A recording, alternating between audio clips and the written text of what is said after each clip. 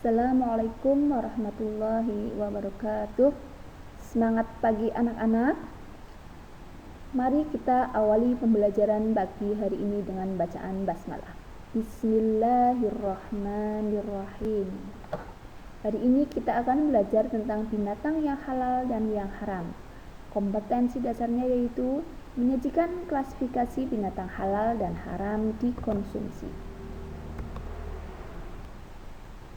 Kata mutiara pada pagi hari ini, jadilah orang yang baik.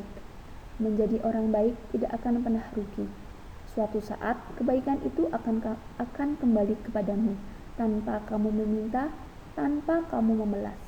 Percayalah, Tuhan tidak tidur walau sedetik saja. Materi pada pagi hari ini, materi pembelajaran binatang halal. Apa itu binatang halal? Binatang halal yaitu binatang yang menurut syariat Islam dagingnya boleh kita makan atau boleh kita konsumsi. Dasar dalilnya yaitu surat Al-Maidah ayat 1 yang berbunyi, "Uhillal lakum bahimatul an'ami illa ma yutla 'alaikum." Yang artinya dihalalkan bagimu binatang ternak kecuali yang akan dibacakan kepadamu. Macam-macam binatang halal. Yang pertama yaitu binatang laut, sungai atau air. Semua binatang laut itu halal, baik berupa ikan atau yang lainnya, baik yang ditangkap dalam keadaan masih hidup ataupun ditangkap dalam keadaan sudah mati, sebagaimana dikemukakan dalam surat Al-Maidah ayat ke-96 yang berbunyi, "Uhillal lakum saydul bahri wa ta'amuhu mata'al lakum walis-sayrah." Artinya, dihalalkan bagimu buruan binatang di laut dan makanan yang berasal dari laut sebagai makanan yang lezat bagimu dan bagi orang yang dalam perjalanan. Yang kedua yaitu binatang darat.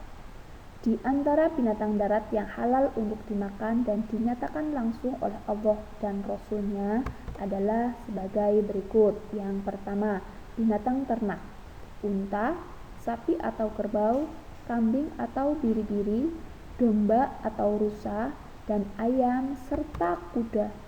Dasar hukumnya, uhillal lakum bahimatul an'ami illa ma yutla 'alaikum. Dihalalkan bagimu binatang ternak kecuali yang akan dibacakan kepadamu.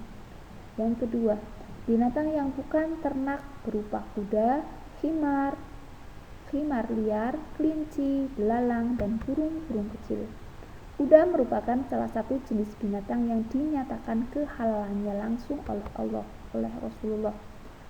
Yang kedua, selain kuda dan burung-burung kecil, dihalalkan pula binatang lain seperti belalang, kelinci, dan juga unggas.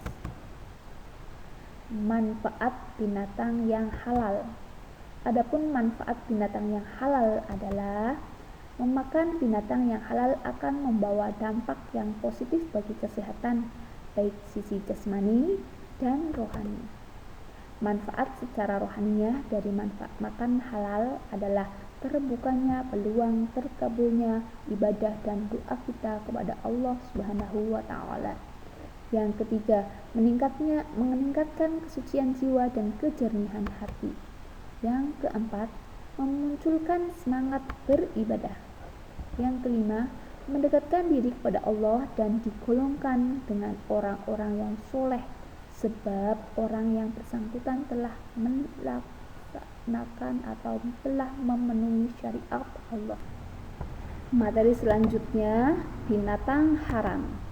Apa itu binatang haram? Binatang haram adalah binatang yang memenuhi syariat Islam, dagingnya tidak boleh dimakan atau tidak boleh kita konsumsi.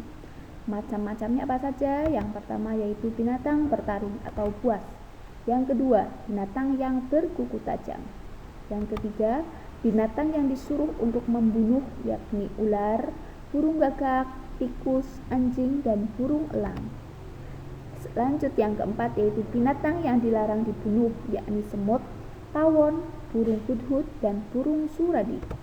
Yang kelima, binatang yang kotor atau kecil disebut hasyarat, yaitu binatang darat yang kecil-kecil dan kotor seperti cacing, kutu, ulat, lebah, laba-laba, dan sebangsanya.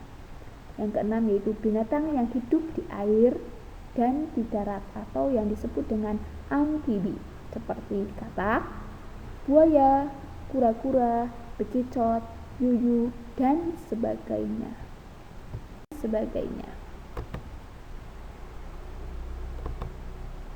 Madorot binatang yang haram. Perlu diketahui bahwa keharaman hewan itu menyangkut zatnya.